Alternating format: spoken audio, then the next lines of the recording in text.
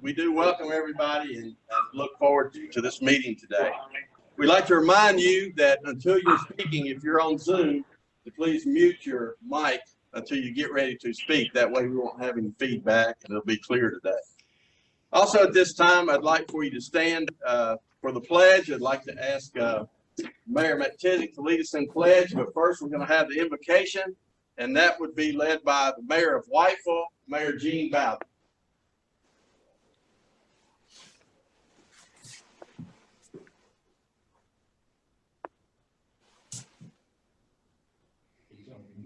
I think he's on mute. Mayor Bowden. Let us pray. There we go. We're so grateful this morning for this opportunity to conduct this meeting, to have this meeting. We're so grateful for all that are on this Zoom conference. We thank you for all of those who are able to participate. And Lord, we pray mightily this morning for our communities, for our municipalities, for our county, for our state, and even for our country, Lord. We pray that everything we do on this conference this morning would be pleasing in thy sight. We ask that you just continue to give us the wherewithal that we might be more kind, more brotherly to one another, and that we just might be able to do those things which are pleasing in thy sight. All this we ask in the name of Jesus. Amen. Good. Allegiance to the flag of the United States of America, to the republic that stands one nation under God, indivisible, with justice. And again, thanks everybody for being here and your attendance. And I'd like to turn it over to Joe Barker this time. Okay, I'm gonna move this over just a little bit here. Well, good morning, everyone, and we certainly appreciate you being here. And as everything else has been for the past several months, it's different.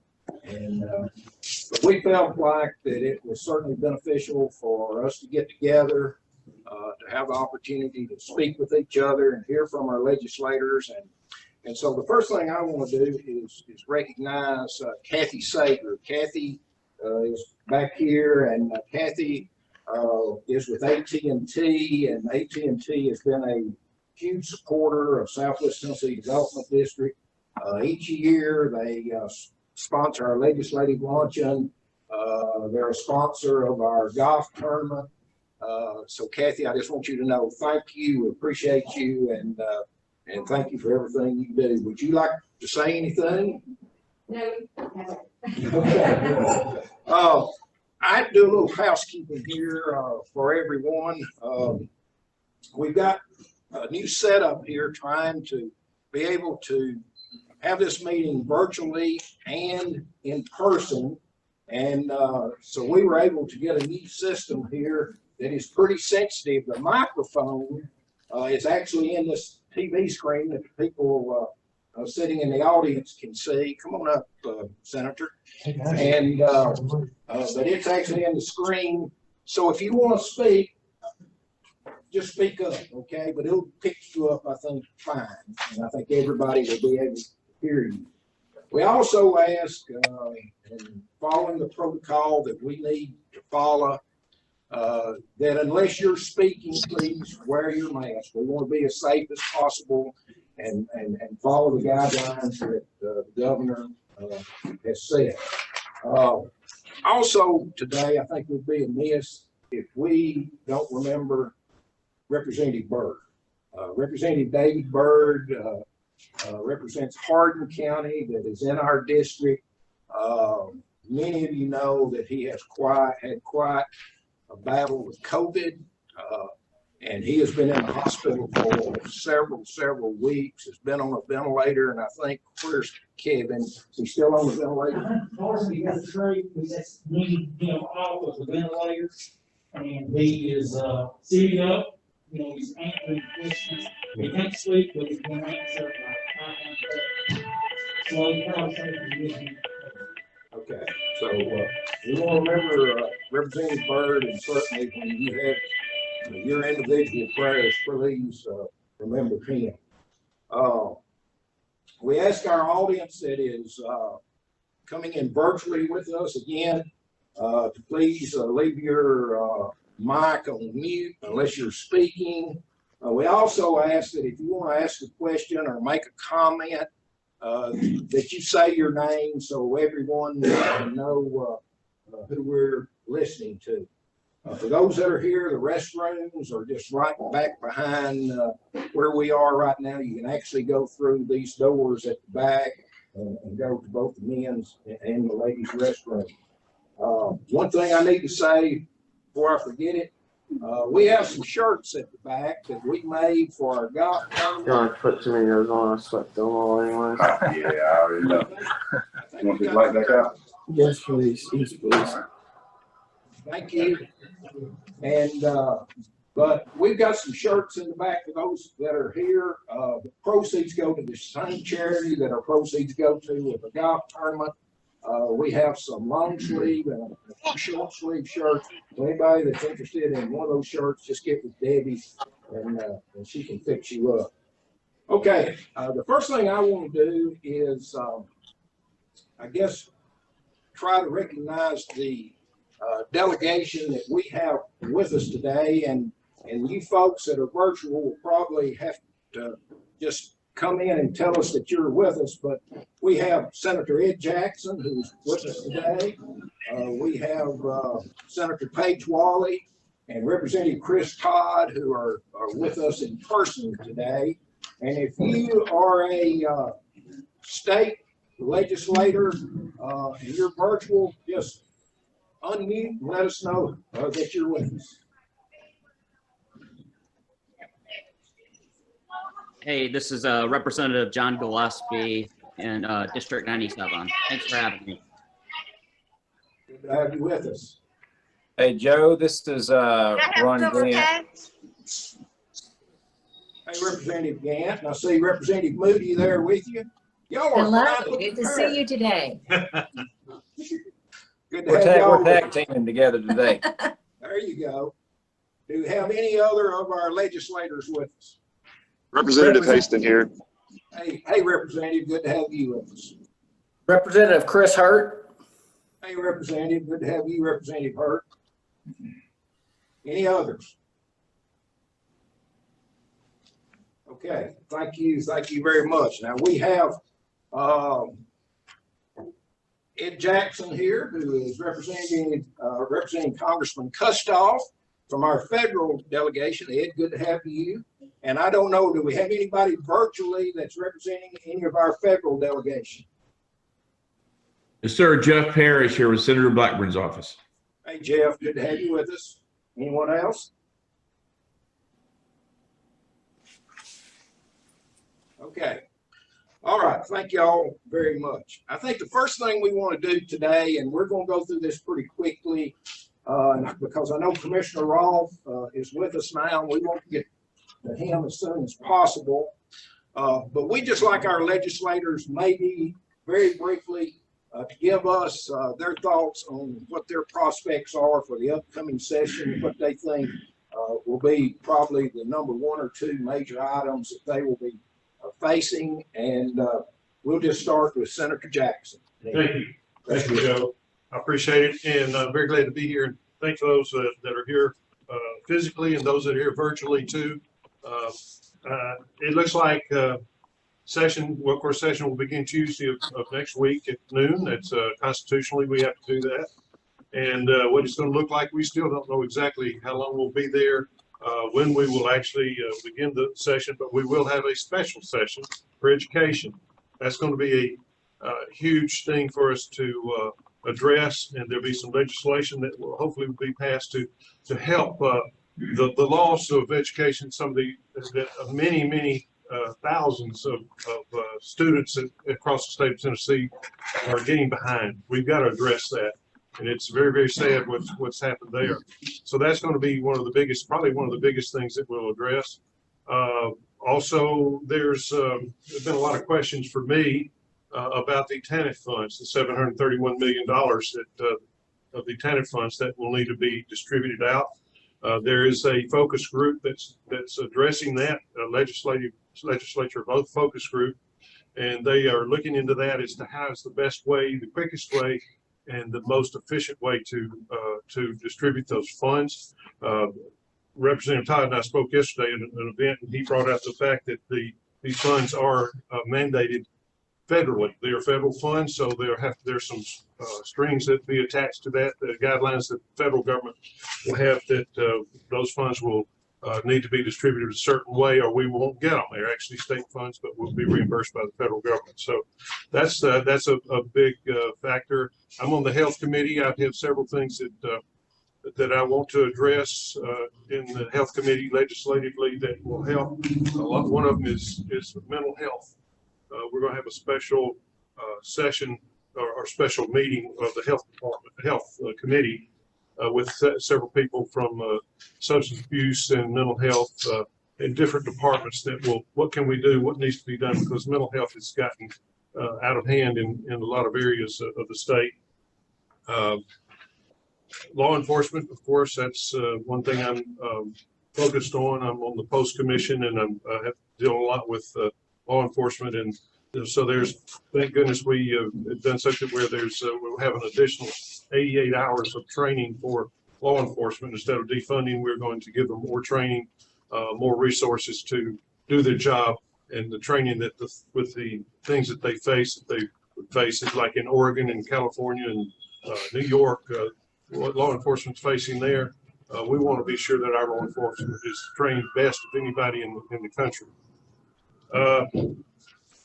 I guess those are some of the main things that I'll be focused on, and then there'll be a lot of other things that will be coming up during the session too. So I look forward to working with these two guys and those that are on the Zoom call. So look forward to the session. Thank you for being here, Representative Todd. Well, thank you, Joe.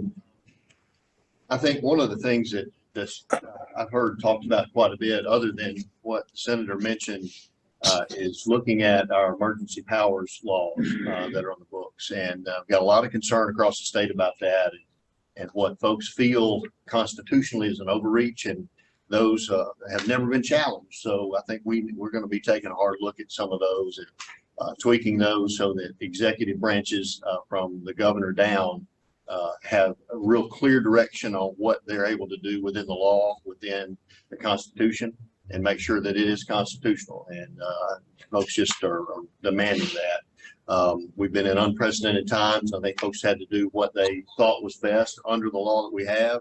And but I think going forward, we need a really clear picture of what that's going to be and what that needs to look like for certain situations. The education thing is going to be really big. We've got a lot of issues with education this year that in the past year that have to be rectified. Met with a group of teachers last night, got a better feel for what they're seeing day to day, what their concerns are, and they're very dedicated to the students. They're willing to put themselves at risk to get those students caught back up and get them progressing again. I was very impressed with their dedication. Most of you know teachers and know many of them. So you know how they are and how they're dedicated to their careers. So we've got to take care of them. And I think this special session will do that. And I know Representative Gann and Moody are among several others in Nashville today working on that very thing. So I applaud them and look forward to working with them to bring the information that I've gained from our teachers on that. Thank you, Representative. And as far as the group that's with us today, the newest member of our legislative group represents counties in Southwest Tennessee, is Senator Paige Wally. We want to welcome you and tell you we're proud of you and look forward to working with you. Thank you, Joe. And thanks everybody for being here in person and virtually. I won't be redundant to what our legislators have already shared. I've got a meeting coming up with all of our superintendents of schools in these 8 counties, plus our special school district in Lexington, about the education issues. But District 26 is the largest geographically in the state, 8 counties. There are 345 municipalities in the state of Tennessee. 41 of them are in this district. That's 12% of all the cities in the state are in District 26. That's a lot of city mayors, a lot of leadership. And so one of the things that's really important to me is making sure that I have some rich conversations with you as county and municipal leaders to talk about what are your needs in those roles. Resourcing you and being able to help you, be it road improvements, be it private acts connected to solid waste disposal, be it issues that we've talked about on rental property that is being violated in some of our counties. There are lots of those kind of issues that I'm excited about advocating for us there. In addition to the constituent services, which I think is my favorite part of this work, and already, be it connecting with folks to assist them with getting their unemployment addressed, to I had a woman from Selmer night before last call me about how to get her son home who died in a prison in Tennessee. And just those kinds of day-to-day nuts and bolts work is, I think, some of the best that we can do. But a couple of things I'll focus on. We're going to talk about the mega site, and that's paramount. Rural hospitals. We had 4 of our 8 rural hospitals in this 8-county District 26 that have closed in the last dozen years. We've got some wonderful prospects to reopen them, but we at the state can often be a bit of an impediment to expediting that. So through our certificate of need process, the first bill that I have pre-filed, Senate Bill 21, has to do with expediting the certificate of need process and working with Mayor Livingston and Mayor Rawls and others in Haywood County in particular, and the wonderful work that Braden Health and the local governments there have been able to do to position us. And, you know, also Mayor over in Lexington, what you've been able to do and help with Braden Health, that's a very hopeful opportunity for us, not only in Brownsville, but also maybe beyond in Decatur County and certainly in Henderson County. Broadband internet access. I think we can find no better reinforcement of the need for it than what we've been through this last year, be it in education and remote access, be it in business development, be it in working from home. We've got to do better and can. So having those conversations to move that more rapidly, I think it's something we've got to take on. And then I know the governor has some real interest in considering the sentencing reform that impacts our opportunities in many of our counties for people to get back to work, that are carrying charges from when they were 18 years old on minor offenses, but it impacts their ability to be employed. So those are just some of the things in particular. Governor McNally hasn't assigned us our committee assignments yet. We'll get that next week, so I'll know a little better about more specific issues where I'll be first assigned. So looking forward to it. Thank you for having me. Looking forward to working with you. Welcome, and thank you, Senator Waller. We look forward to working with you. I'm going to call on Representative Gann.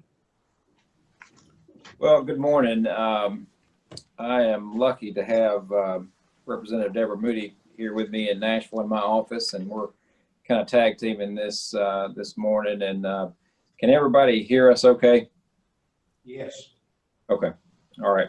We're trying out some of this new technology, so we're trying to make sure everybody can hear us okay. And welcome Senator Page Wiley. I'm proud to call him Senator, and know he's going to do a great job for us over in the Senate. So welcome aboard.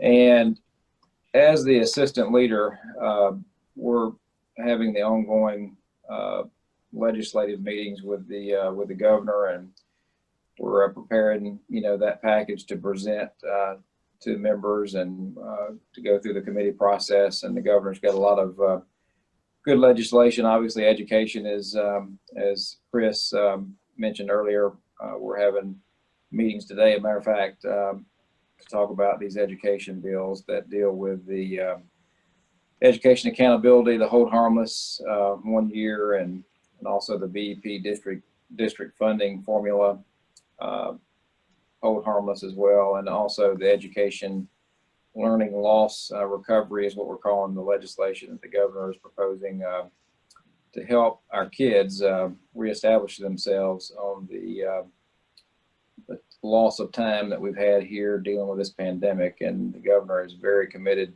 to that process. And I'm excited about the opportunities for these kids. And it will be an opportunity for parents to feel comfortable about where we're at and have a chance to their kids to excel. So that's obviously a good thing. The literacy bill is back this year.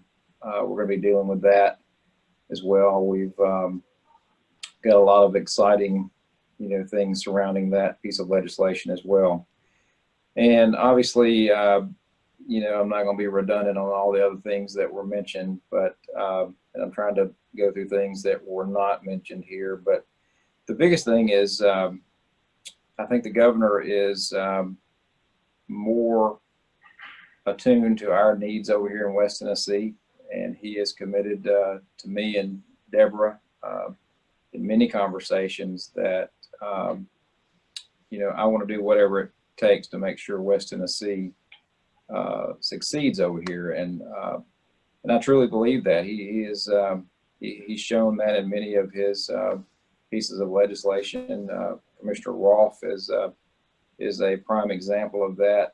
You won't find a harder working person that's in our corner on this mega site than Commissioner Rolfe and his team over there with ECD. And of course, the challenging times we find ourselves in doesn't help that opportunity. We all realize that, but we're going to succeed. It's just going to take time and, a collective effort. We will get there. And with that, I'm going to toss it over to my colleague here, Representative Deborah Moody. Thank you, Leader. And again, good morning to everyone. And I do agree with the course of education. I have served on that committee ever since I have been here. And we too will find out our committee assignments next week, I believe. So, but that is a huge topic, very, very important to our state and to these children and to their teachers. So we are serious about this and making and trying to get it as right. And of course, nothing's ever perfect, but we are working very hard on this. And I served on the ad hoc committee for the studying the Emergency Powers Act that we've been operating under.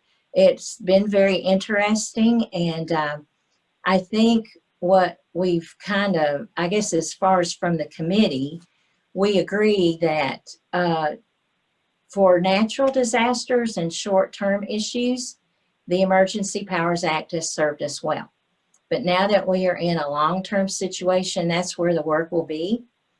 And I reminded the committee, and I know for the West Tennessee folks on this call, we understand this very well. We're on that huge fault line for this huge earthquake that could happen at any time. And I reminded them of that would not be a short-term natural disaster.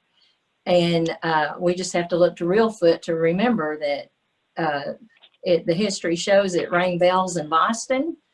If, God forbid, we have the big one in our area, that it would just be devastating to the whole region of our country, much less Tennessee. So I do expect there will be some more legislation brought in specific with the Emergency Powers Act and all these aspects. And I too am hearing from concerns of people in Memphis. Even though that is not my district, I do hear from them, and they are very concerned with the weaponizing of our health department, their health department. There are a lot of issues there that I'm hearing from, and so we're still looking, and I do expect a lot of legislation in that area too. So thank you for this opportunity, and I look forward to seeing our fellow legislators next week.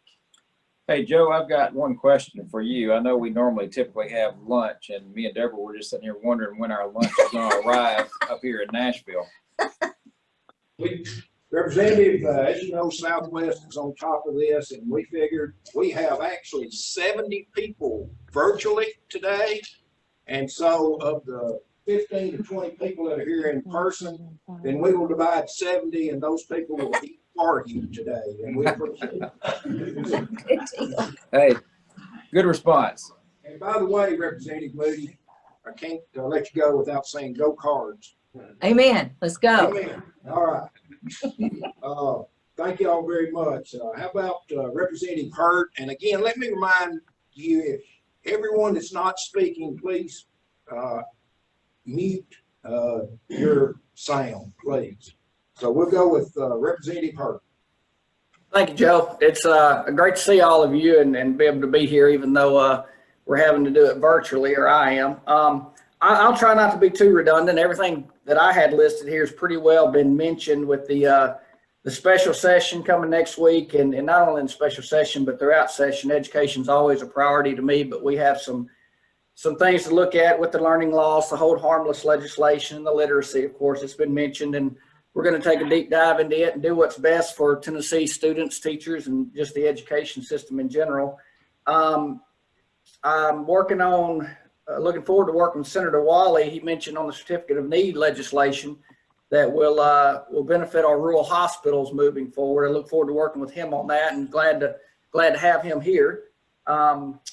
Also, I was served with Representative Moody on the ad hoc committee to address the executive powers during the state of emergency and the constitutionality of that and what we're facing. And like everybody else, received a ton of calls trying to, asking and concerned about that situation. So we've got some legislation coming that I look forward to good debates and good discussions and coming to settle on that. Representative Moody mentioned, the short term and long term. I think I'm really interested to see where that goes and what we come up with, because we definitely need to address it. And then with what Senator Wally mentioned there, and I think we're all concerned here in rural West Tennessee, and what we've seen with especially the education and the students being at home, is the broadband situation, and we need to continue those discussions. And we've got some big commitments here in rural West Tennessee to expand broadband, but it always comes down to money. And I look forward to those discussions and seeing what we can do to address that. So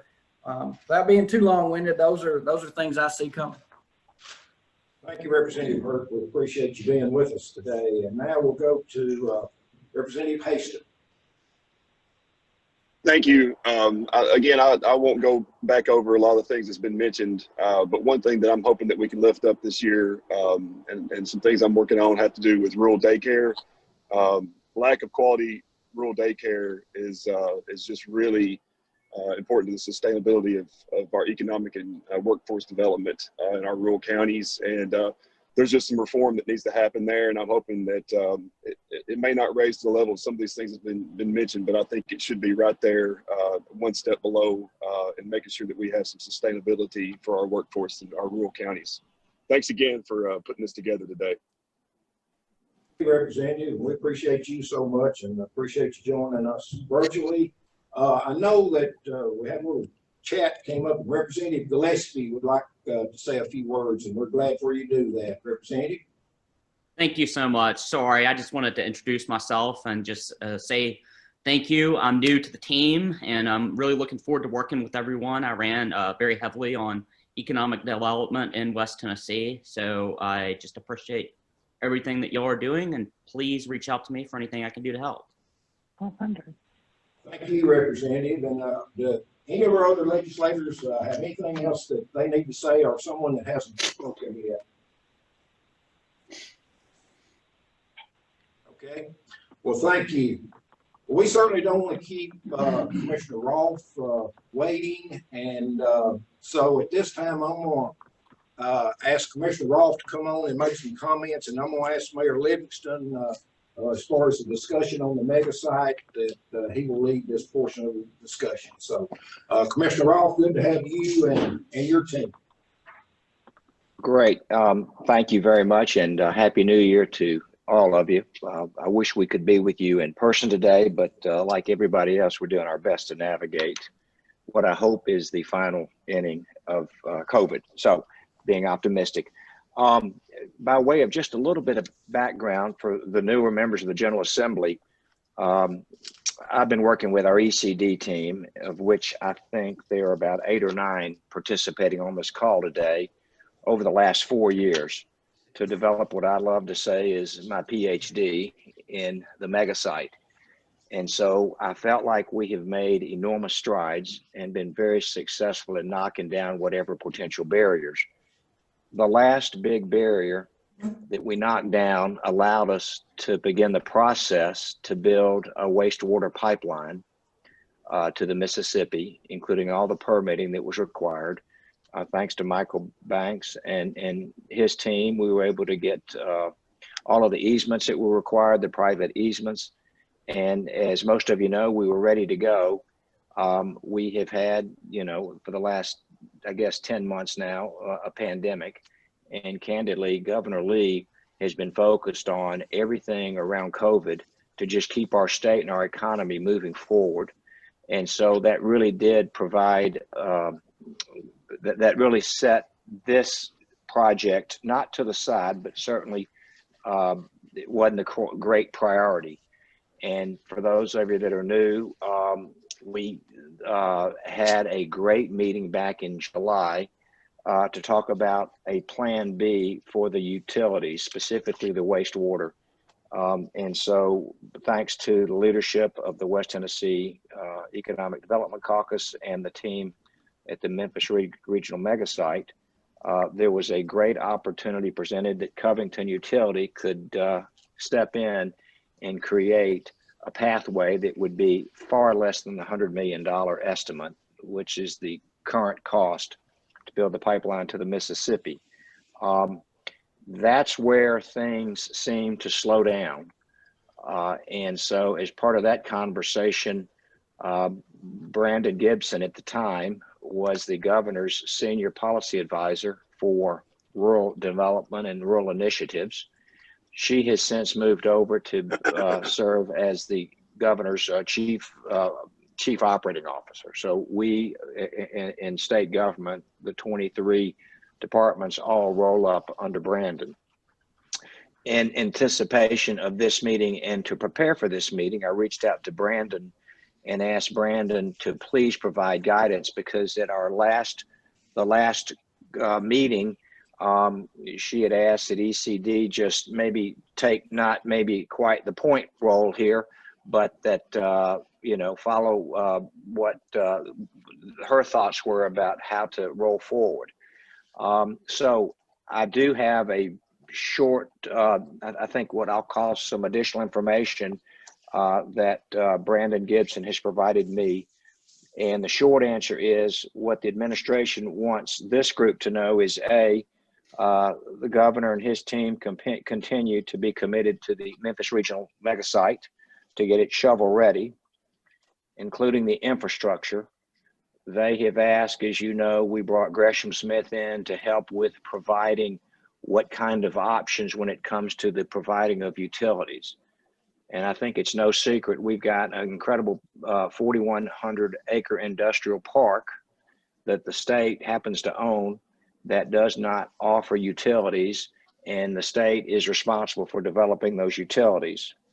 And so and again, the big gating item was until last year, the wastewater discharge plan. The governor's office did place I'll call it a temporary hold, because we were ready, again, pre-COVID, to move forward with Stream or General Services to start the bidding for construction to go ahead and build the 36 mile pipeline. That's where the governor's office stepped in, and he asked, I think, what's a fair question, Bobby? $100 million, what's the ROI on that? And if we spend the $100 million, which thanks to the great members of the General Assembly, we do have funded, ready to go, he said, well, what happens if no one shows up? And so anyway, as we all know, or most of us know, they did hit the pause button there. So what the most new and the recent, I guess the most recent event to communicate is the governor has now hired, and this is very new news, I think I signed the task order, I guess, yesterday, to hire Gresham and Smith. Now, Gresham and Smith has been on the case helping develop a strategy to develop the utilities to the site. They've now asked Gresham and Smith to take, call it 60 days, 90 days, whatever, to provide to the governor and to all the other stakeholders a third-party assessment of the strengths, weaknesses, opportunities, and threats. And they've also asked in this study to explore potential uses and programming options for the mega site. And then they're asking Gresham and Smith to provide basically a recommendation for a potential strategy moving forward with the development of the mega site. Now, I'm sure everybody on this call has all kinds of questions. Unfortunately, I may not have the answer, but again, I've got our team of 9 or 10 on this call with you, and hopefully collectively we can do our best to answer these questions. So that is where we are at this point. And I think the objective is the governor's office has asked Gresham Smith to look at basically what can we do to advance the ball here, and what do we need to do to advance the ball here. Then the governor, as I understand it, will review the findings of the study once it's completed and to determine which subsequent investments are needed to make this a success. And so Brandon wanted me to communicate to this group, thank you for your great leadership. And I'm talking about Mark and his team please. At the West Tennessee Economic Development Caucus and the team on the ground at the Memphis Regional Megasite Authority and the other partners for doing everything. I mean, we've been on this journey, as we all know, a long time. The aim is to really to be a good faith partner and look at these findings of this study together collectively and then determine what steps moving forward. So Joe, that's the report, sir. 6. From ECD. Oh, okay. Sorry, zooming and walking. Please mute your mic, please. Is there any people that are locally like to ask a question of the commissioner? I've got a question. Commissioner, who did the latest design on the wastewater system that you've been working on? All right, I'm going to ask Jimmy West, who has been with this project, I believe, from day one, to answer the technical specs that were designed. So Jimmy, if you were on the call, could you please answer that, sir? Fully designed by SSOE, our contractor, and then the wastewater system was designed by their subcontractor, J.R. Walford. And so Walford, Nothing like zooming and driving today. Hey, Kirk, zooming, driving, and walking. Kirk Aston, you need to mute your phone. Jimmy, we can't hear you very well. okay, hello, can you hear me now? Yeah, a little bit better. Okay, the water and wastewater is designed by a combination of SSOE and their subcontractor. All of the water infrastructure is designed by SSOE. The wastewater treatment plant and the outfall are designed by J.R. Walford, their subcontractor. And SSOE designed the pipeline or does the design for the pipeline infrastructure. So will Gresham Smith be evaluating not only the design, but I guess effectiveness and basically the whole picture related to those utilities? Commissioner, I'll have to defer back to you on that. Yes, so this new task order really, I don't think, delves into the efficiency of the design of the water wastewater. This is more of a top to bottom review for the governor so that he can have, I think, as much real-time information to hopefully make a really good decision to push forward with the project. Like I said, where I was thrilled, our entire team excited about the meeting where the Covington utility team came forward with a great, what I'll call a really efficient Plan B. Now, as that was being presented, Brandon had just said, "Hey, Bobby, I need you to step aside. Let us go take that data and let's go analyze it." And ladies and gentlemen, unfortunately, I don't know where that is as far as in the queue in the governor's office. But again, I restate that I thought that was a great Plan B. Now, ultimately, I think the long plan was to provide a pipeline based on what the outflow needs or the wastewater discharge needs over the next, call it 8 to 10 years. Part of this entire conversation, my sense is that not that they're questioning ECD, but that the governor's office wants a third-party evaluation. And also, I think they're going to delve into, at least Gresham Smith, they're going to delve into things like, well, what have been the impediments and why have we at the state not been able to recruit and attract a lead tenant? I think that's going to be more part of that conversation as well.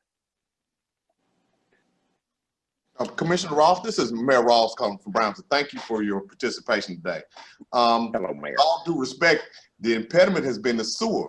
You were in the room, you had to make the announcement at the Governor's Council on ECD that we had Toyota Mazda. Very short list with Toyota Mazda. We were not shovel ready. We are yet again hiring on another consultant, Gresham Smith, who's been with us for about a year now as a consultant, and we'll get another contract to get another opinion. And I can tell you what the problem is. Locally, the level of frustration, I'm venting today, but the level of frustration is we can move forward with this project. We have an excellent site. We've invested money. The money's been appropriated. We just have to pull the trigger. We don't need a third party to tell us this. I appreciate the governor's concern about the return on investment. We've had economic impact study done. J.R. Warford has been on board. SSOE has been on board for years. But yet and still, we haven't turned in the dirt at that site. Until we get a sewer permitted and the wastewater treatment plan, we're not going to get a tenant at the site. It's just that plain and simple. I understand the wheels of government move slow, but the private sector is ready to move forward and they move fast. We got to marry up and find a middle ground where we can have a plan for the wastewater treatment. We're not going to get a tenant until we do that. You've traveled all over the globe to recruit tenants, and I appreciate your work and dedication. But until we get our act together here on developing this site and making it shovel ready, we're not going to get a tenant. And SSOE, McCain Swift, anybody, Gresham Smith, anybody you want to get is going to end up telling you the same thing a couple $100,000 down the road. Thank you for your time. Let me vent this morning. Mayor, if you'd allow me to respond, first of all, you have been the greatest champion of supporting ECD since I joined 4 years ago, and I'm grateful for that. I think what I'm observing is that the governor's office has taken a more direct role in making sure that it's successful. It's not that the governor has put ECD on the sidelines. It's now the governor is delving in here. And so, yes, he and his team are playing catch up. I must say to you, I agree with your observations. We knocked down every barrier. Governor, the last General Assembly funding came from Governor Haslam, which gave us the resources to move forward. I can just simply say, I'm hopeful that, and this study actually should be done, let's call it in the next 60 days, but I can't imagine there should be any more impediments, that the governor would have all the information at his hand to make a decision. But I think hopefully you would agree that we at ECD have continued to push this project. We have continued to market the project. And I'm talking about as recently as the last couple of months. And I say the last couple of months, it's really within the last 30 days where we had a great prospect so any large project, Mayor, we show to a prospective company. So I want you to know, we are continuing to market. With respect to having the infrastructure in the ground, I agree that would be the natural next step.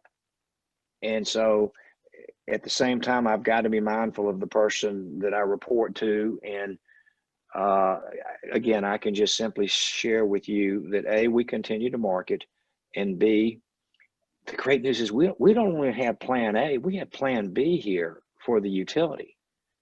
So I share that with you. I'm not sure that's going to help solve the frustrations, but I can assure you our team at ECD,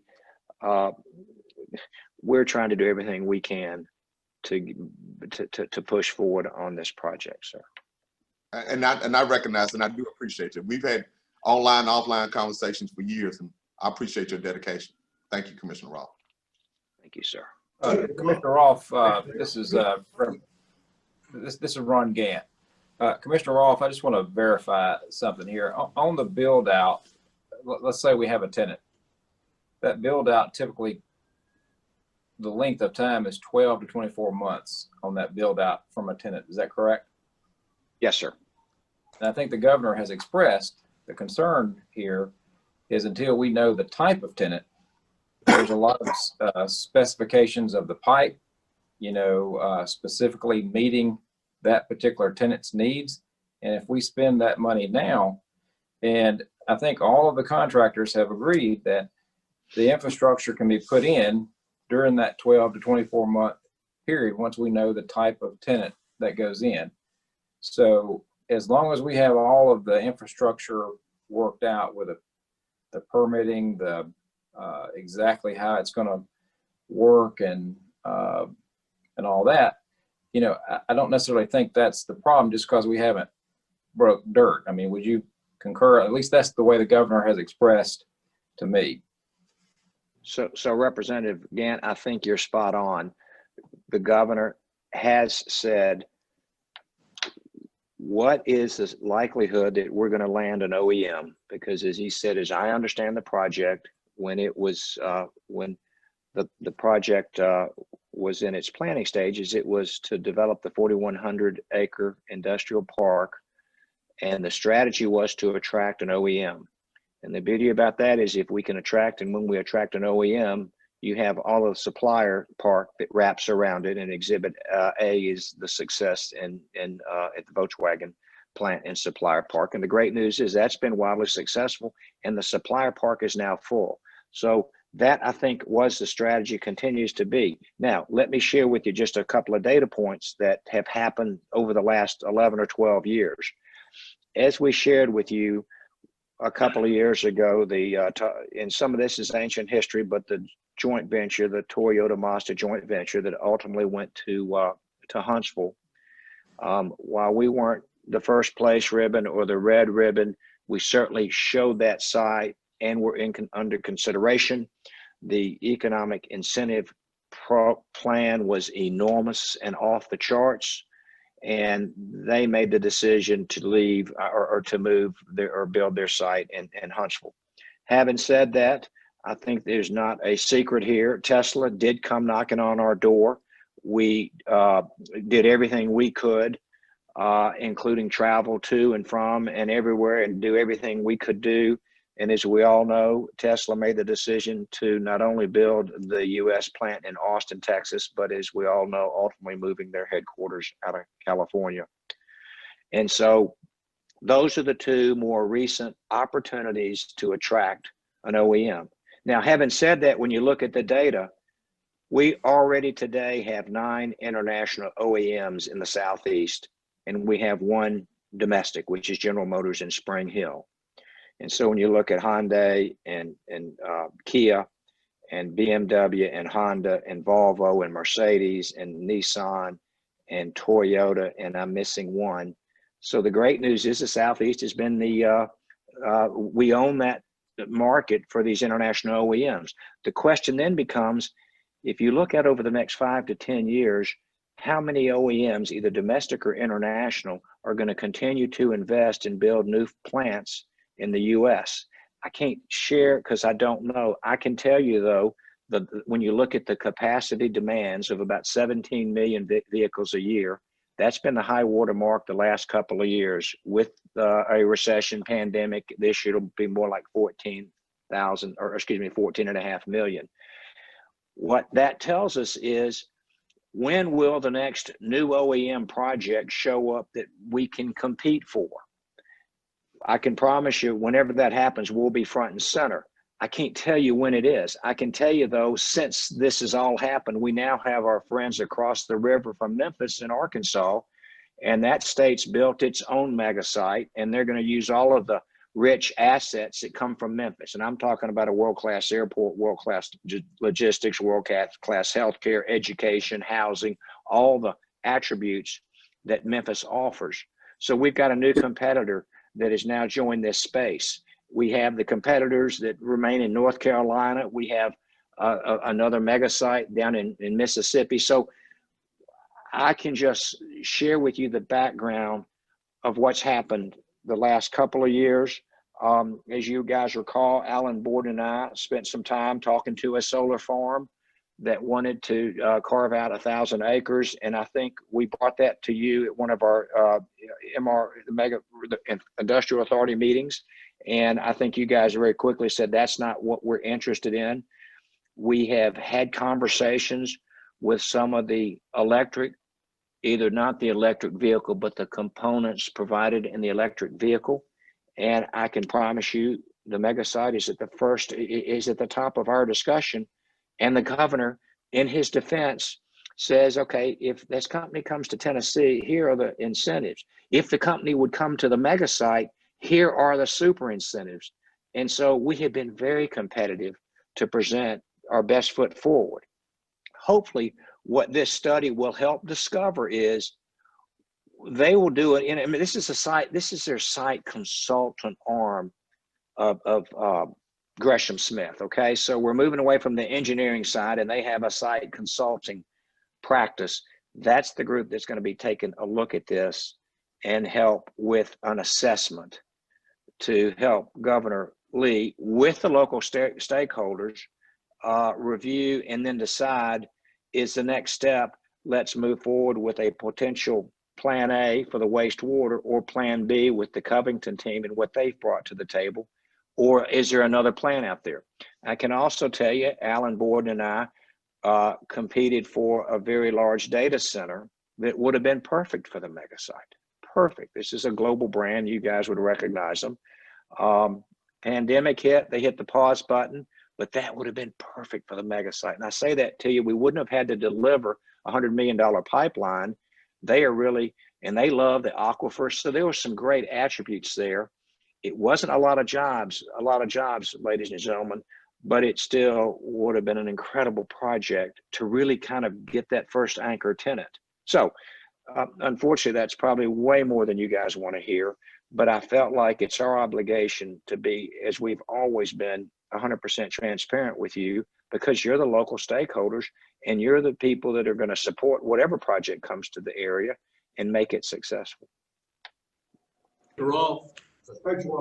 Yeah, Mr. Rolfe, I just wanted to, first of all, thank you for sitting down with me a couple of weeks ago with your team and going through much of this information, obviously not what you revealed today from the Gresham Smith plan to get the assessment completed. But I also want to thank you for hearing and understanding the frustration of folks that have been really at this, as have some on your team, for years, and the issues of comparing beliefs that if you build it, they will come, versus if they come, then we will build it.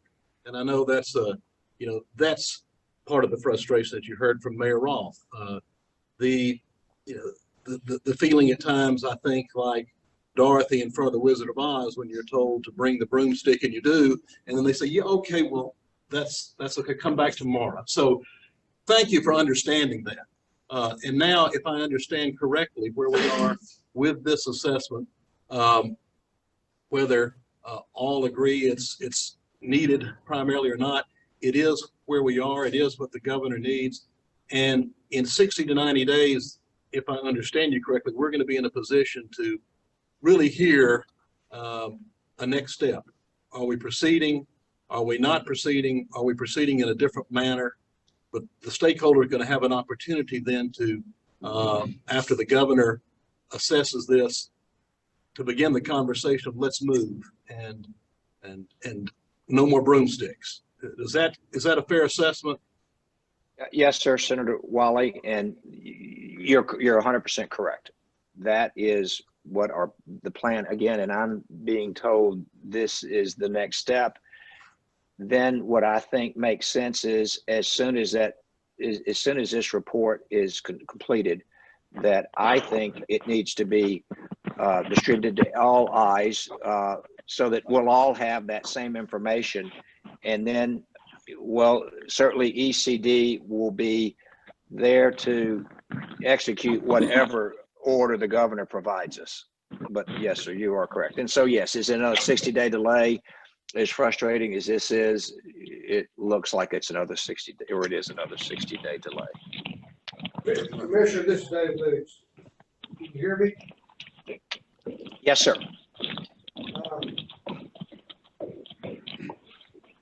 I apologize for what I'm fixing to say.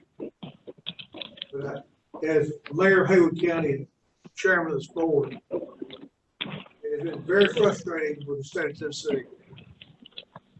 Please do not mistake the lack of strength in my voice for lack of commitment or resolve. This is my first official act since life-saving surgery on December 30th. Nothing strengthens one's resolve rather than knocking on death's door. Clear, concise statement has got to be seen. I've, Joe, only been in this room since this project.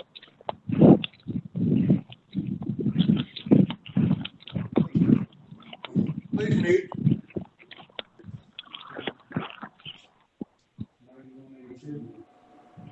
That unequivocal statement of facts surrounding the West Tennessee megasite, later renamed the Memphis area megasite, is essential to understand the context in which I speak. In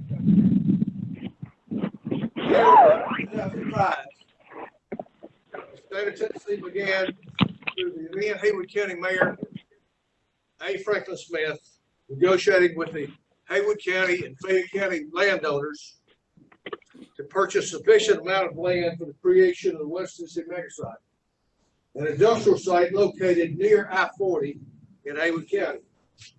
The purpose of that site was to attract an original equipment manufacturer to build automobiles and to put part suppliers thereon. This was and is the state's first and only known attempt to site develop an industry in the state of Tennessee. I was able to have access to a lot of information, was allowed to ask questions because I represented the landowners as a lawyer. McCallum and Sweeney was the company, the engineering firm hired by the state of Tennessee to site locate. An engineering firm related the true unique qualities and characteristics of the I-40, commonly referred to as the West Tennessee megasite. They stated after traveling up and down between Memphis and Nashville 50 times, this was the only site that satisfied all the requirements the state of Tennessee mandated upon them. The engineers stated that the West Tennessee megasite is the best industrial site east of the Mississippi River, and further related that the concept of on-site parts suppliers created a distinct advantage for this particular site. In meeting with representatives of the Toyota Motor Company, they related to me that they loved this site. They opined that the concept alone allowed the company to save $200 million in transportation costs annually. The site was certified by TVA. If you have any questions about the viability of this site, and it appears that the governor does, please talk to Bill Adams, consultant with TVA. On or about 2010, the mega site was one of the premier political issues of the governor's race. The then Knoxville mayor, Bill Haslam, embraced the site. Many may remember the campaign ad of my predecessor, where he stood on a bulldozer and said, let's get these wheels a turning. Due to the support of Governor Haslam, then Mayor Haslam, and then Governor Bredesen, our Tennessee General Assembly passed and initially funded this site. To date, the state of Tennessee has spent $111 million in engineering fees, purchase price, road and building and bridge improvements, water improvement, water tower construction, and the emergency management site that was just completed very recently. The state has done all but one thing, made this site marketable. It has been 10 years. The state has approved an additional $84 million for the wastewater treatment plant and disposal via pipeline. That money sits in a restricted account in the coffers of the state of Tennessee, waiting to be spent. In the governor's race in 2018, candidate Bill Lee told West Tennessee and told me that the West Tennessee mega site was a gem in the pocket of the state of Tennessee and pledged to develop that site as soon as possible to make that site marketable. That has not happened. All industrial site locators agree that it is damn near impossible to attract industrial prospects until wastewater disposal is in place. And yes, sir, and Commissioner Rife, I think you're a great guy. You have stated on numerous occasions that the site is not marketable without the pipeline in the ground. In December of 2018, I began hearing discussions out of the National Dinner Party circuit that the administration's commissioners were questioning the site viability due to lack of workforce. Representatives of HTL Advantage quickly disproved that conclusion. The mega site has over 776,000 available civilian labor force that live within 1 hour of driving to the site. Next, we hear from the Lee administration that the labor force was untrained and that unable to deliver the advanced robotic job skills necessary for the project. The available workforce has approximately 90% have a high school diploma or greater, and over 60% have advanced education greater than a high school diploma. These numbers are far greater than the workforce of Blue Springs, Mississippi, site of the recent Toyota expansion. Please note that the state of Tennessee has always planned on teaching the needed job skills on site in a proposed TCAT, Tennessee College of Applied Technology, proposed for the site. Please note that the area from which the workforce exists extends to mile marker 112, that's 111, way into Henderson County, along I-40, and it encompasses most of West Tennessee. I do not believe the Lee administration wants to be on the side of the political fence of suggesting that West Tennessee workforce has poor work habits or had the inability to learn. Gentlemen, I'll put the quality and quantity of our workforce in West Tennessee up against anyone, anywhere. Now, in conclusion, it is no longer time for talk. It is time for action. I, as chairman of the West Tennessee Mega-Site Authority, ask you, Commissioner Bill Lee, who I know he is a representative listening to this, and you, Commissioner Roth, to do 4 things.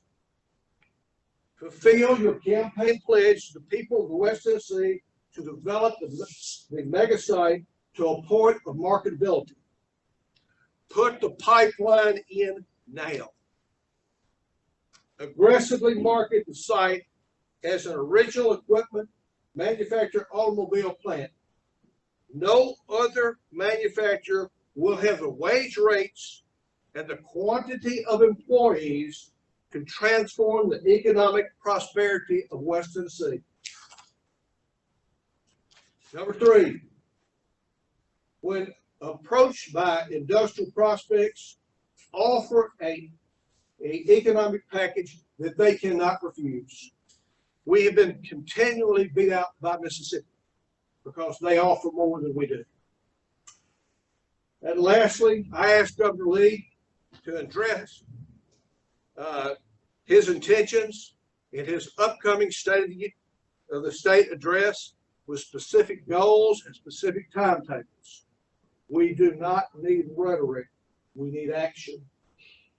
Gentlemen, Godspeed.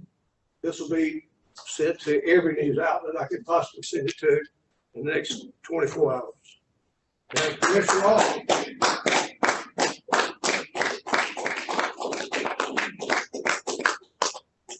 Commissioner, I don't like saying this, and I'm generally a much more team player than this. But it's time to stand up. It's time to be counted. And I ask the legislative delegation listening, it's time for you to deliver for West Tennessee. You know, it's not a pleasant thing that we've got to do, but it is imperative that we do it.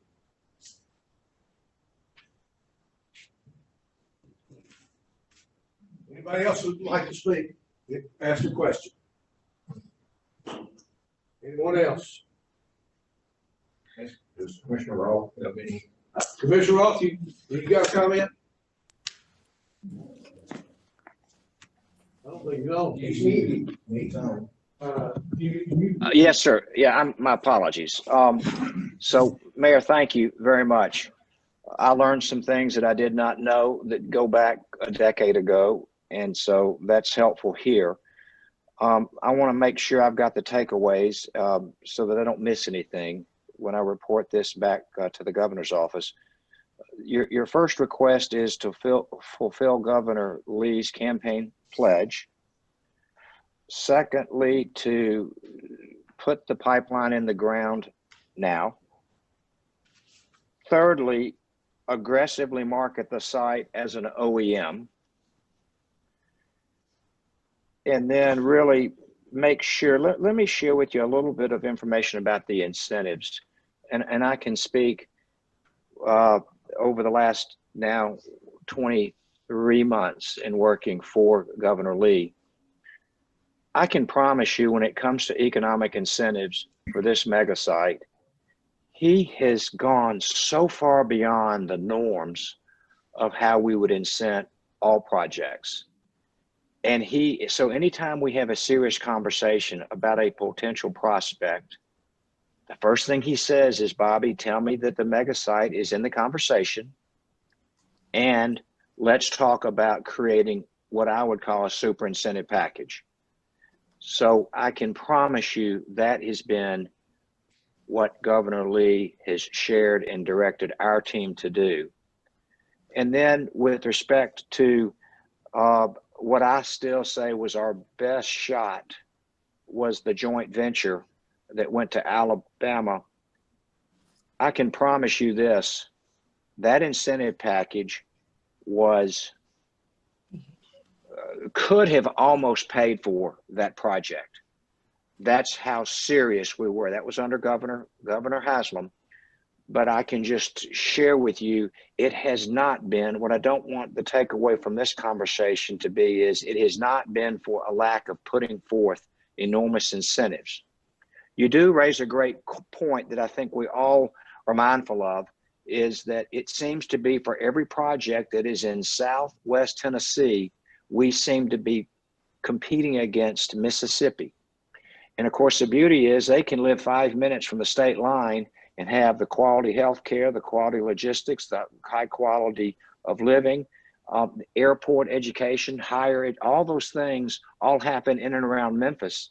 And Mississippi sits across the state line and picks off companies that don't really have to move. So yes, we have historically not developed a great retention strategy. So that's a separate conversation. And then, but I wanted to give you a little bit of color there. And then lastly, you have asked that Governor Lee share his intentions with during his State of the State, which will be forthcoming in front of the General Assembly in the next, call it, month. Mayor, did I capture those marching orders? Yes, sir. One of the things I would like to say, sir, we in West Tennessee have always been the stepchild, and I hate to use that as a vernacular because it's not politically correct, but at the same time, we all understand what we mean by that with regards to what happens in the state. Governor Haslam, Governor Bredesen, and Governor Lee has promised me personally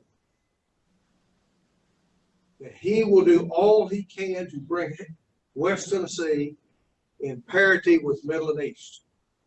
And that means money. You can't be wasting this site on a job, something that creates 15 jobs.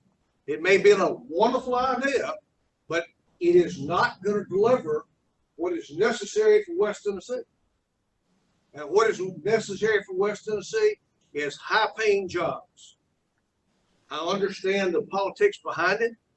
I understand the forces at work, but at the same time, we have got to place the people of West Tennessee above politics.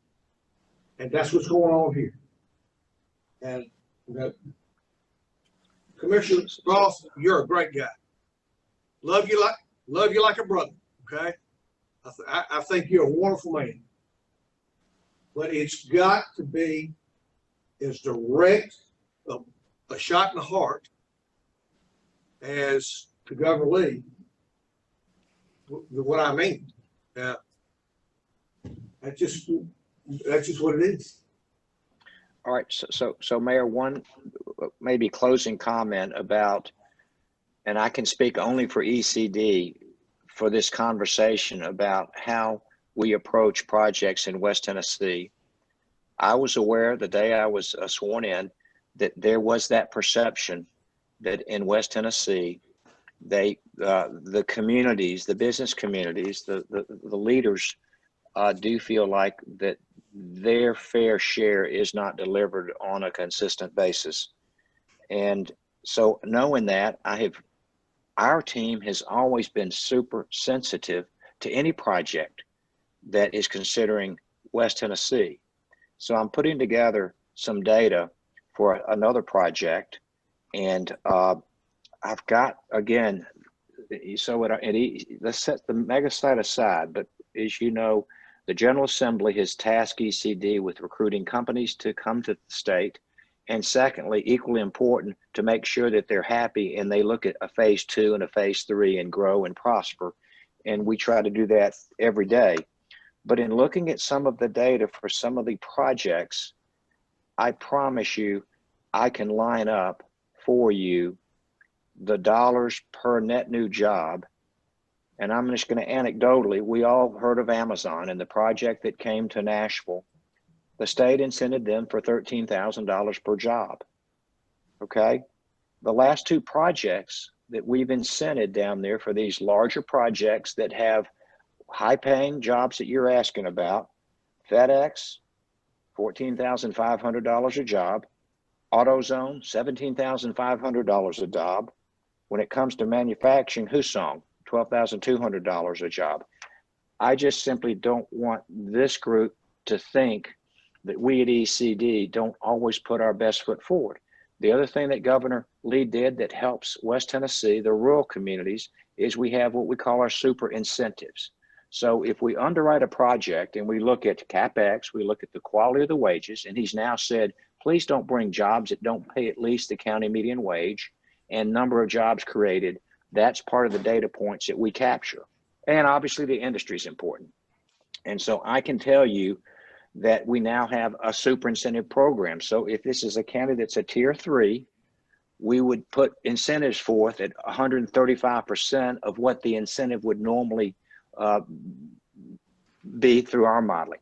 If it's a tier 4, we take our incentives to 150%. Again, this isn't going to help the conversation today, but this is information, because what I don't want this group to feel like is ECD has not been very supportive of everything that's going on from an economic development perspective. And then, of course, we know about the Port of Cates Landing. I can tell you, we have put forth commitments of tens of millions of dollars to help that site. Now, we've got the same issue. We're trying to recruit a tenant. And so we are spending ECD dollars, thanks to, again, a great partnership with the General Assembly, who funds our budget, and put forth some great dollars for infrastructure there. Those, and then, of course, I think about our mega site. I just feel like you needed maybe some color and some data points to let you know and this group know that ECD does not and would never treat West Tennessee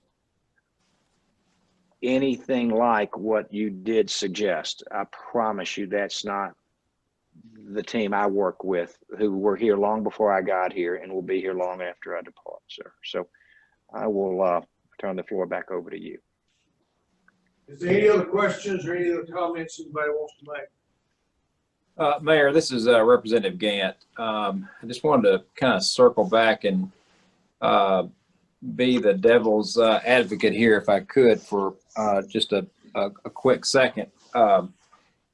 On this mega site, you know, I think everybody knows that my intention is I'm one of the biggest supporters of making this come to fruition, and want to see that happen.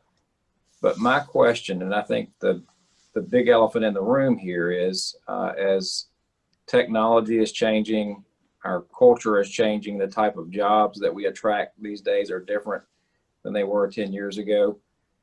And let's say we do spend the millions of taxpayers' dollars and we put in a pre-sewer system based on us not having a tenant for that site.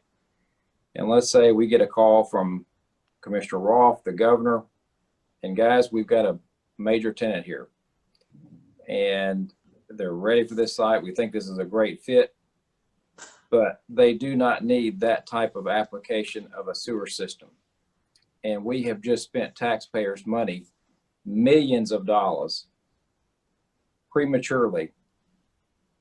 And my question is, do we want that on us as being stewards of the taxpayers' dollars?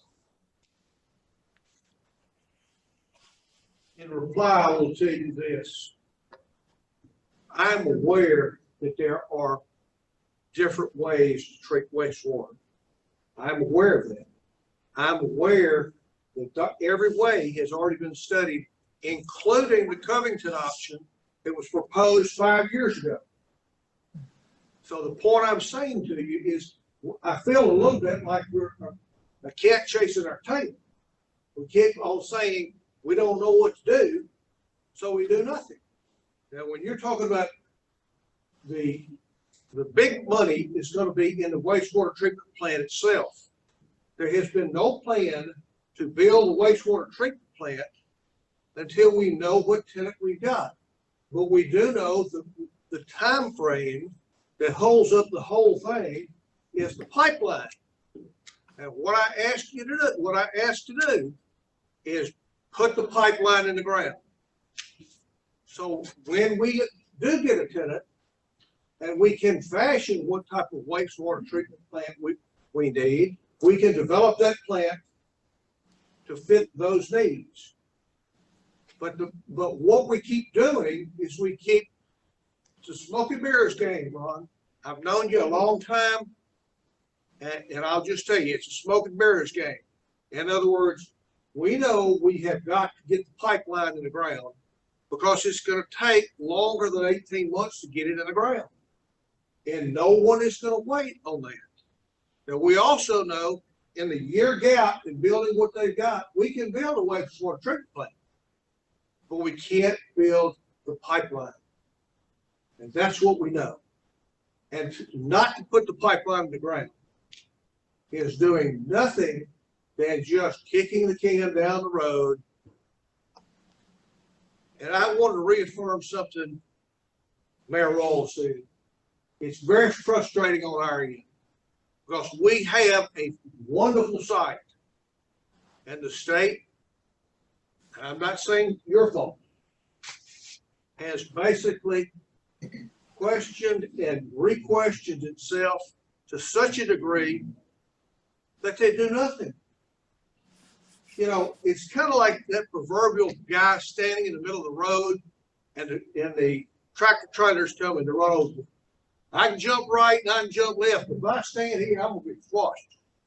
And what we're doing in the state of Tennessee is standing here. We're doing nothing.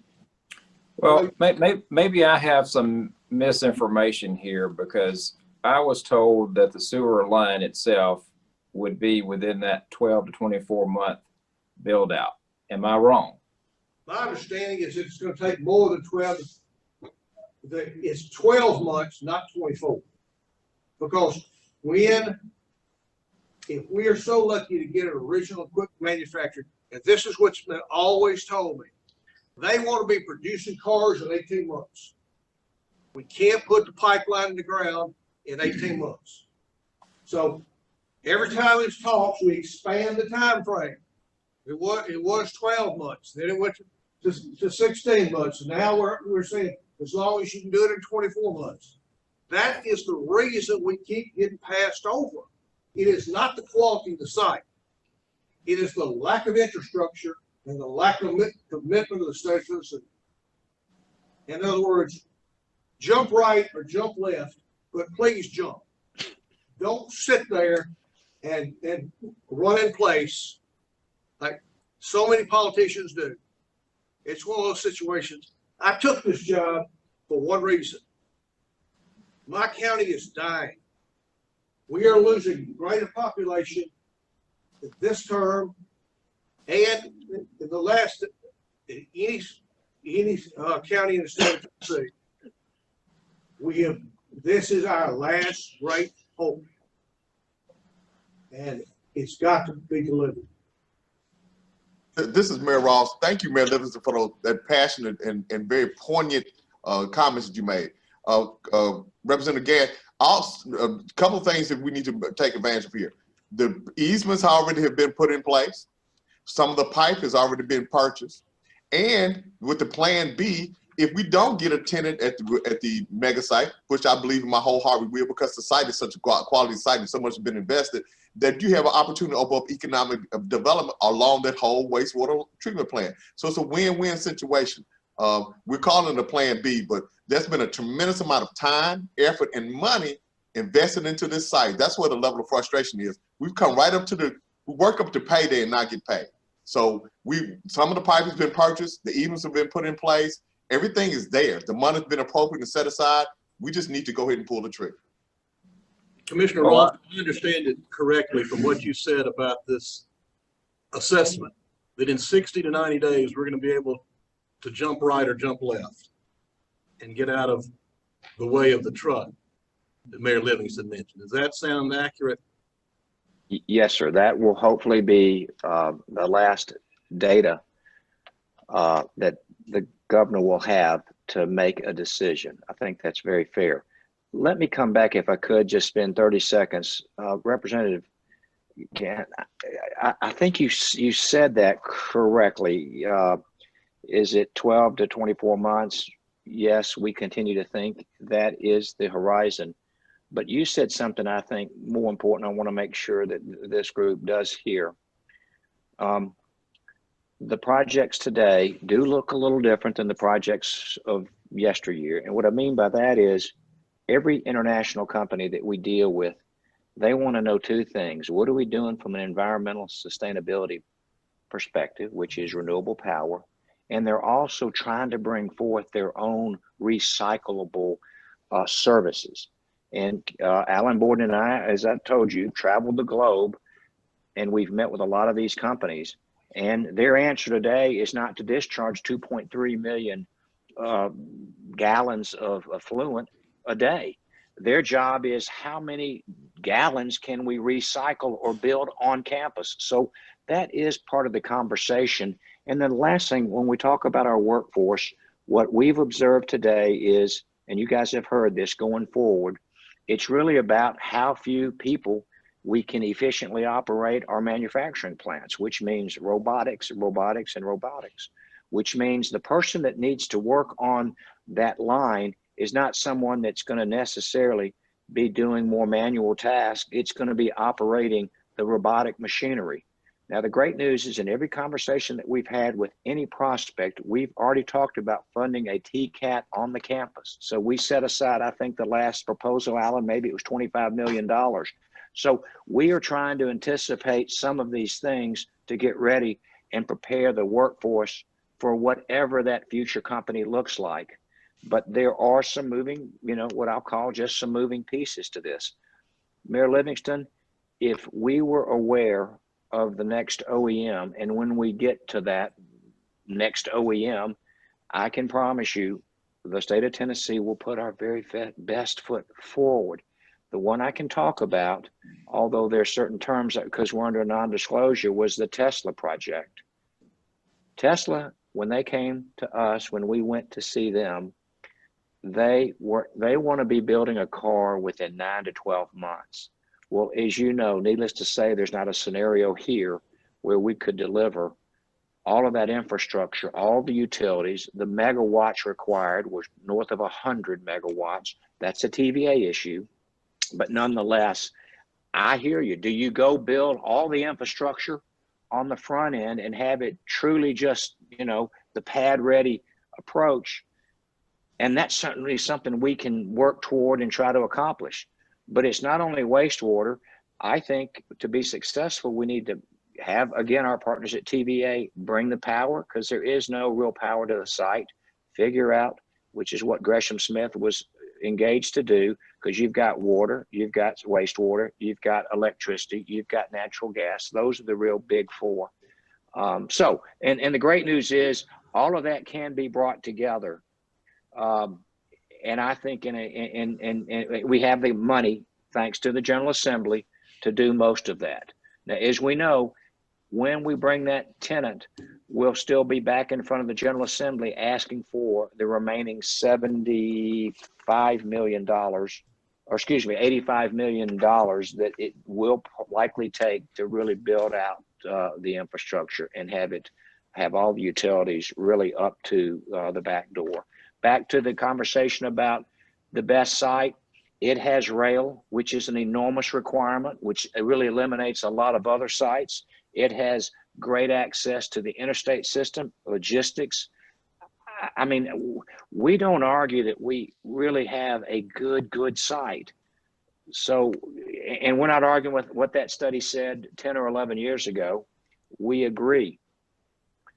The other thing I'd like to leave us with is that these companies, again, I'm thinking of a couple of these companies where we had a really serious conversation. They do need access to a great airport, and they want access to a larger city.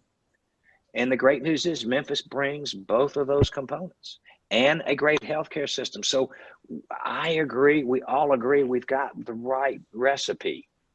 And so it's going to be, what we'll do is get this study in the next, hopefully 60 days, and then make sure that that's distributed. And then this will not be something ECD, that won't be a decision we'll make, because we continue to push forward.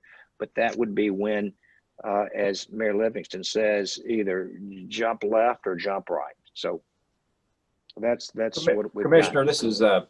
this is Ron Gann. I have one last question, and then we're going to let you go. I know you've got other things to attend.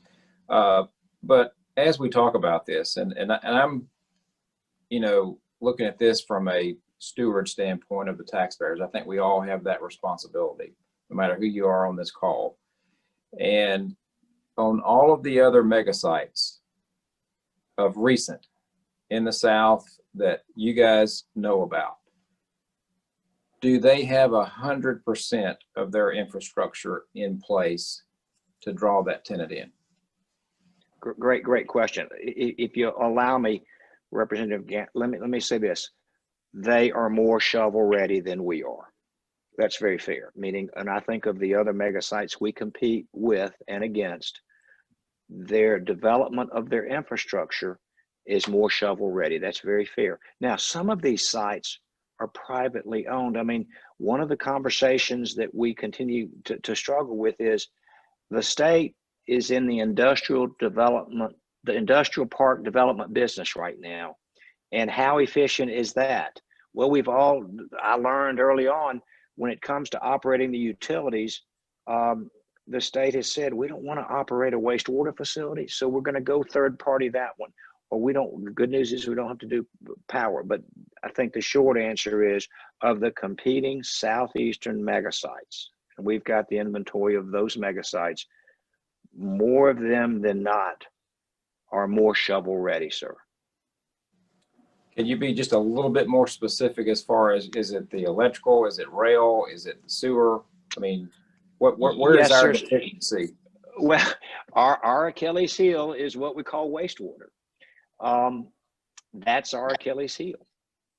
Most of these other sites are hooked up to the utility system that serves that industrial park. We don't have that here, which is what we continue to talk about trying to solve for. Okay. Commissioner Rolfe. Hello. Yes, sir. Commissioner Rolfe, hey, this is Jimmy West. I just wanted to maybe circle back a bit on the discussion and add hopefully some clarification to the discussion on the timeline for the wastewater pipeline construction. I actually think Representative Gant and Mayor Livingston are correct. I think the discrepancy there comes in to, there's been some discussion in the past about possibly using multiple vendors and having like 2 contracts and use 2 vendors to expedite the timeline of the construction. But of course, optimally, I think we would like to do, have 1 contract, 1 vendor, and not have to expedite and speed up, and obviously have a better price tag on it. But anyways, I think that's where the discrepancy comes in their 2 understandings of the timeline. Thanks, Jimmy. You're right, because one of our scenarios, one of our strategies early on was to work with Stream, and when we were ready to bid this out, do we bid out 3 13-mile sections to 3 different vendors to help with the efficiency of getting the pipeline online quicker?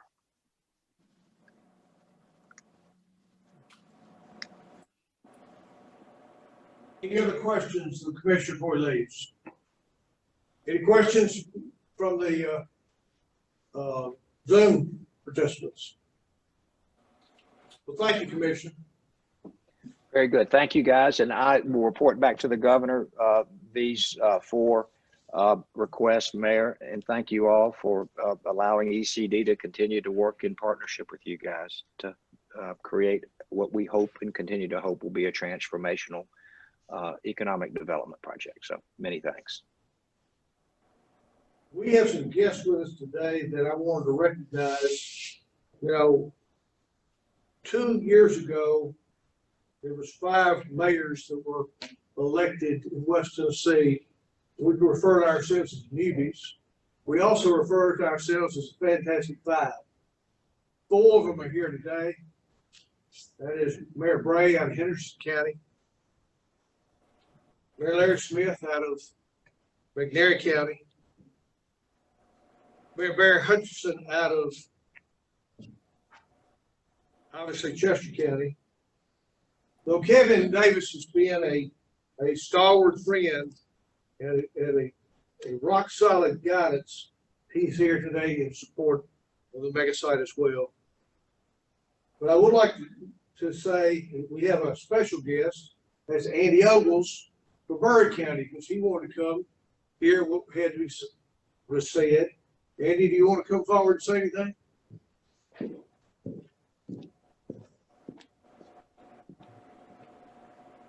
Well, I thank all of y'all for having me and allowing me to be here.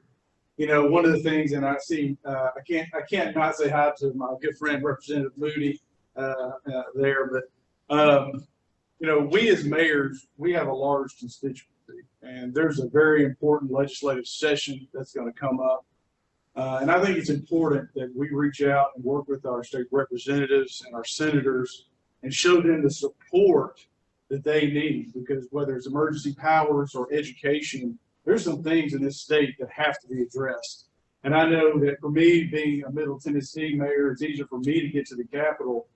But, you know, what I've been trying to do over the last 2 years is bridge that gap between the three grand divisions of, it may not be as easy for you all to come to the Capitol. That doesn't mean that we can't work together and support these guys on emergency management powers or on education. Because again, if you look at just in this room, there's 500,000 people represented just by the mayors that are here and online. And then when you start adding into my colleagues in Middle Tennessee, suddenly you're talking about 1 million or 2 million people that we represent, that we can communicate, we can be their advocate with our legislators. And so to have a better partnership. But really also when you look at the regional mega site here, you know, Murray County, you know, we've been blessed. We're one of the fastest growing counties in the state of Tennessee, which is a blessing and a curse, quite frankly, both in terms of population, but also in job creation. You know, I had the privilege of working with Commissioner Roth on one of the largest deals in Tennessee history with General Motors here recently. And that's a transformative deal because it puts Middle Tennessee, but really the whole state of Tennessee, on the forefront of the electric battery, electric car production here in the state of Tennessee. And so, but what I want to tell you is, you know, obviously, selfishly, I want a project to be in my home county. But what I've found in the last 2 years is there's a project that comes to the state that, although I might want it in Murray County, it's just not a good fit. And so if there's something that I can do, and I think I can speak for most of the mayors in Middle Tennessee, if there's something that we can do to be your advocate, we're here for you. And so I'm here to deliver that message. So on this regional site, odds are the tenant that you're looking for isn't going to fit in Middle Tennessee. And that's okay, because a win for Tennessee, for West Tennessee, is a win for all of Tennessee. Because every time a company looks at the state of Tennessee, it makes the headlines. It's part of the ticker on the stock market. And they're like, where in the heck is Haywood County? Or where in the heck is Columbia, Tennessee? And I can tell you, since we had that $2 billion announcement with General Motors, I've been incredibly busy fielding inquiries from other companies from around the world wanting to know what Murray County, what Tennessee has to offer. And so I just want you to know, I'm here to be your advocate. The mayors of Middle Tennessee are here to support you. Then also to our legislators. I mean, you've got a lot on your shoulders, emergency powers, the things that have been done, good and bad. That's got to be addressed. Our kids are falling behind on education, which is important to your mega site. If we don't get these things fixed, none of us are going to grow. None of us are going to have jobs, and we're all going to see economic woes. But if we march together as mayors and with our legislators, we can get a lot done. Thank you. We got two special guests that asked to speak, and I've told them that their time is limited, but they I know them very well, and they're very nice people, and they've got something they want to address the General Assembly about. And Charlotte Kelly, you there?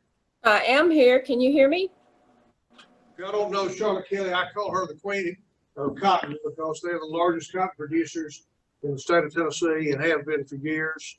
They run an operation out of Burleson, Tennessee, and if you ever get a chance to see it, it is absolutely something to see. Charlotte, you got the floor.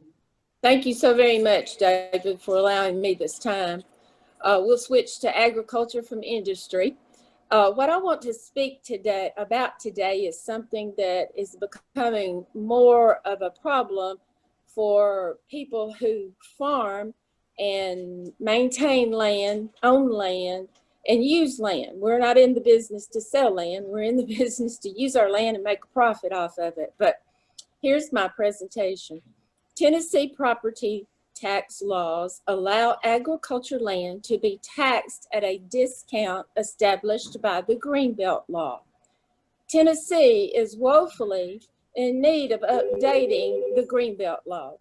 No substantial changes have been made to the Greenbelt Law since the mid-1980s.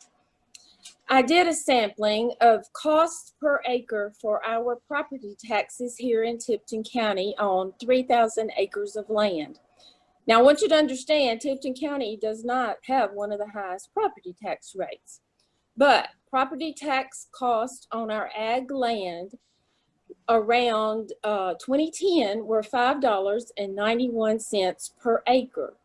In 2020, the cost per acre for that farmland was at about $13 per acre. That's an average of about a 10% increase per year.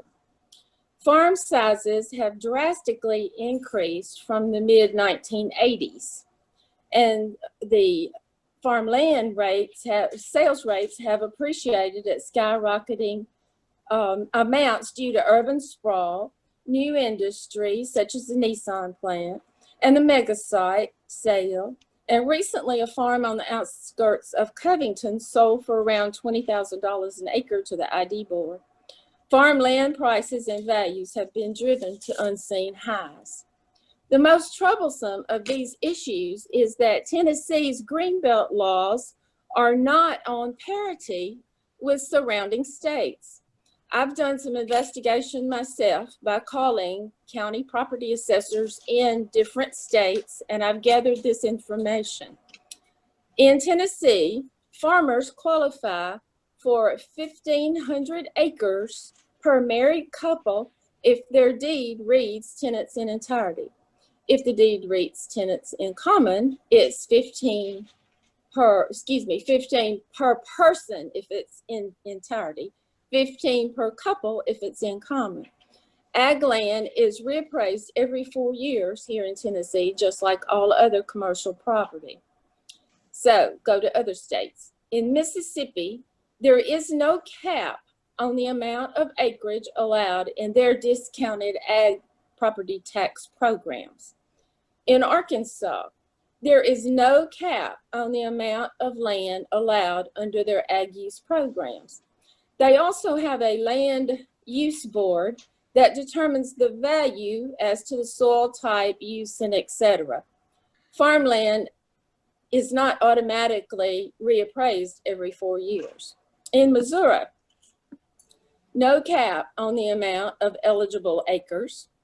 There is a cap, get this, on the amount of farmland, and its appraisal cannot go over $1,035.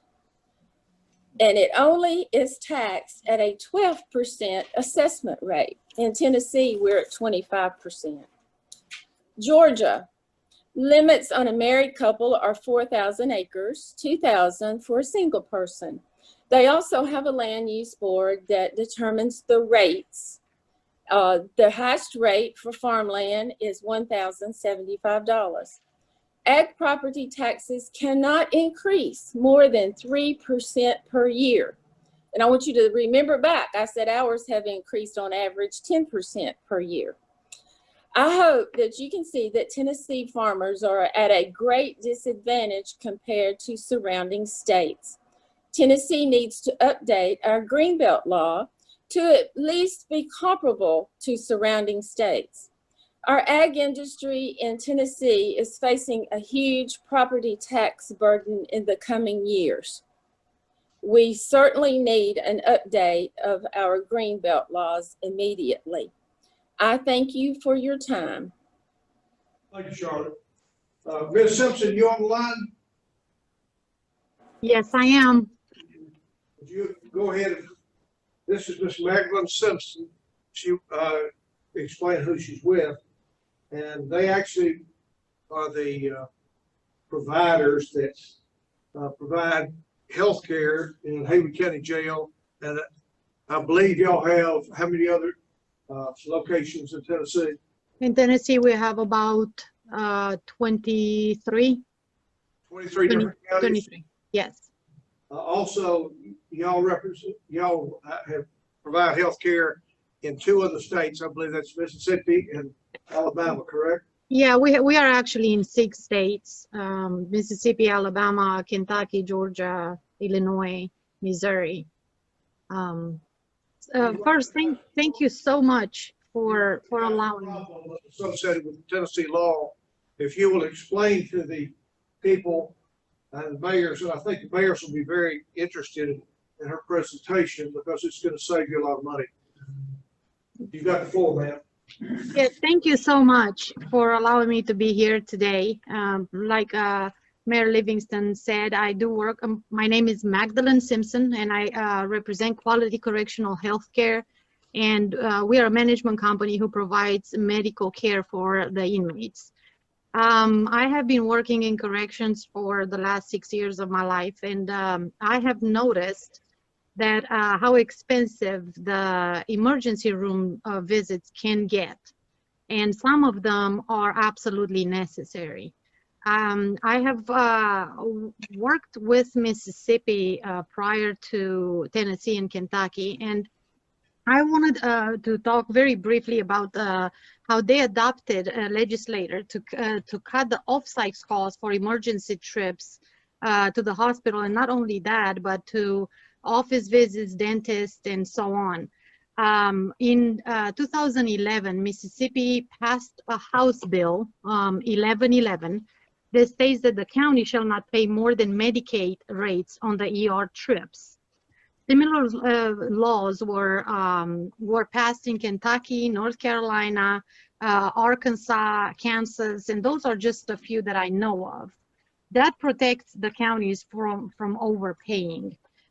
For example, and I know this for sure because I was on this program, this has saved millions of dollars in state of Mississippi. Between 2015 and 2020, to be exact, it was $35 million. Working in Tennessee, I noticed that some of the counties might have a deal with a hospital where they negotiate the prices, but not all of them.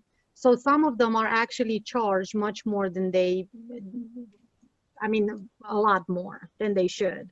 So I noticed that if a similar law would be passed across the board, this would be available actually to every county, and you can save as much as Mississippi. There are some solutions, and it's a lot to talk about, and I really do not want to take up your time, but there are some solutions, and I can, if any of you is interested in me presenting this, I would love to elaborate more, because this is a reality. You can save a lot more on these trips that are absolutely necessary. Other state representatives in the state of Tennessee got in touch with me. I presented to a few. I'm planning to present it to the Sheriff's Association and the Department of Corrections, just to see the savings. Those trips to ER sometimes are absolutely necessary.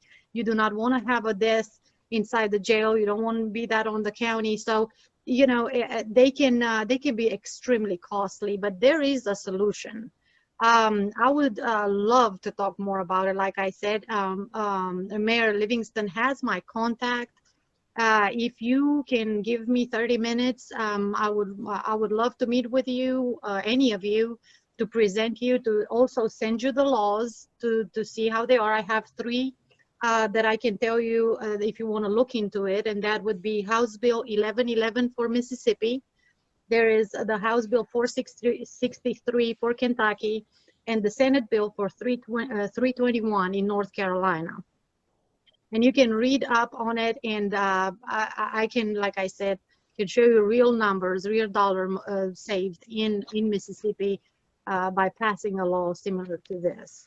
So thank you for your time, and please, if you need to contact me, ask Mayor Livingston for my contacts, and I will be more than happy to meet with you and explain more. Thank you, ma'am. Thank you very much. Representative Griffin, are you on? he had asked for some time, but I guess he's gotten tied up. I'm gonna turn this back over to Joe. Hey, Mayor, it's Mark Herberson. I wanted to let you know that Senator Rose called me a little bit earlier, and he wanted me to apologize. He couldn't be here today. He's having a dental procedure that he must get done today, but he apologized for not being here, and he wanted me to communicate to this group that the mega site is one of his top priorities, and he would love to see that get underway as quickly as possible, and he's going to do everything to try to make that happen. Also want for the legislators to say that one of the life's blood of what we do is the Rural Economic Development Fund that the state ECD department has. That funds our industrial park development. We've got a new site in Brownsville called I-40 Advantage. It's 450 acres we're trying to develop. Covington, we've got a site. We've got multiple sites in Lauderdale County, and that has been the life's blood. That got cut last year at the 11th hour of the session, and it is imperative. It's so helpful to us, and it really allows us to really develop new industrial parks in our rural communities. So I would recommend that hopefully you guys can refund that this year so we can get those grants flowing again. And then finally, I spent 13 and a half years as the Senior VP of Economic Development at the Memphis Chamber, and I worked pretty much every project that looked at the mega site. I was called in to sell the Memphis side of it. And I will tell you that in my experience, every project that went away because we didn't have sewer in the ground. There's too much risk, and 90% of the companies in America hire site consultants, and their job is to eliminate risk. And I don't know of any consultant in America that would tell you they would recommend for an automobile plant to go somewhere where there's no sewer, because anything could happen to delay that. So thank you so much, Mayor. I might also mention Representative White had to go to Nashville today, and he called me, and I meant to mention that earlier. He wanted to be here, but the education issues that he's been chair of education, and he's in a lot of discussions this week. He was up there early in the week when I was there and had to go back today. So he expressed his desire to be here, but was couldn't. Thank you, Mark. And I know Senator Wally has to leave. Is there anything else on any other subject besides the mega site that anyone would want to bring up before we close this out?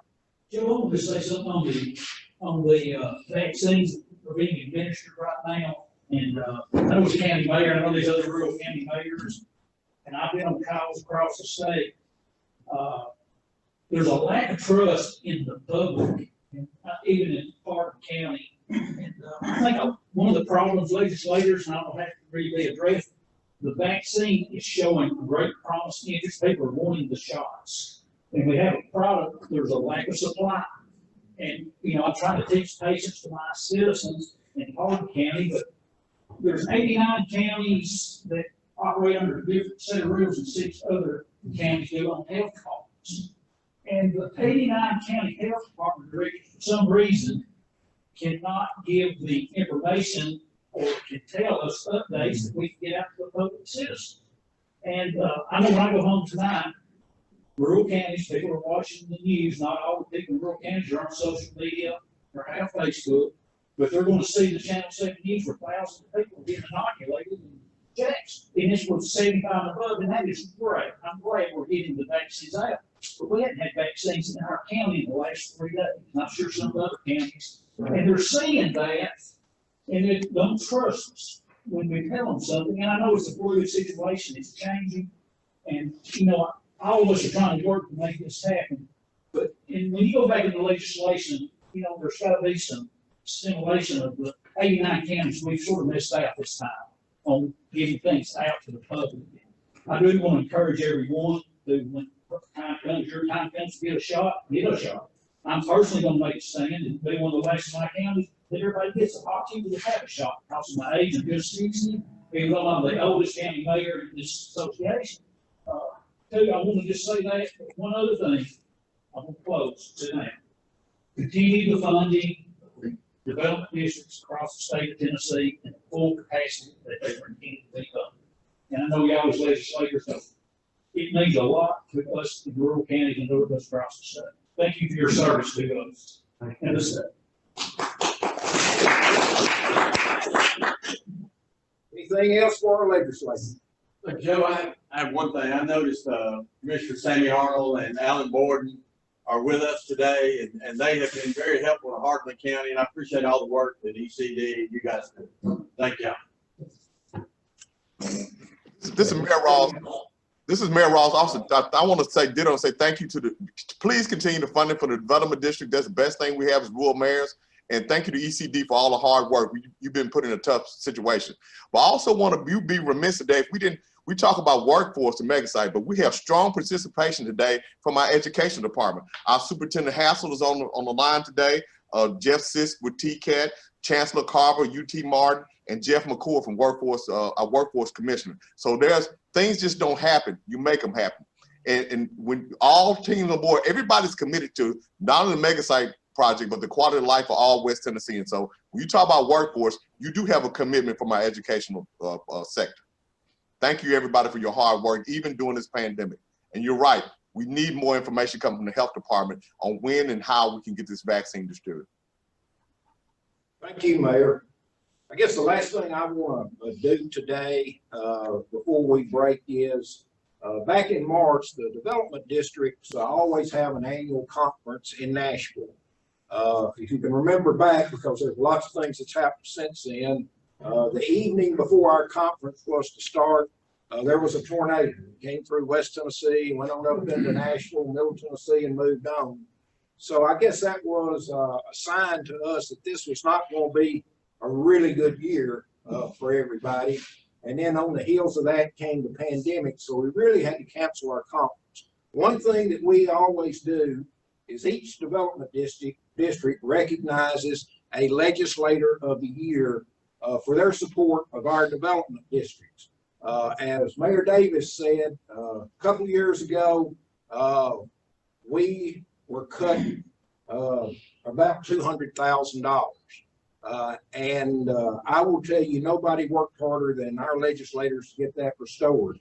I will tell you this, that as of about a month ago, the money that we got it restored by our legislators, and then when they had the cuts due to the pandemic, they took it away from us again. That money has now been restored to us because the revenues with the state seem to come in better than they anticipated they might with the pandemic. So saying that, I want to recognize our legislators of the year from this past year, and sorry it's been so long, but we want to recognize Senator Ed Jackson and Representative Chris Todd.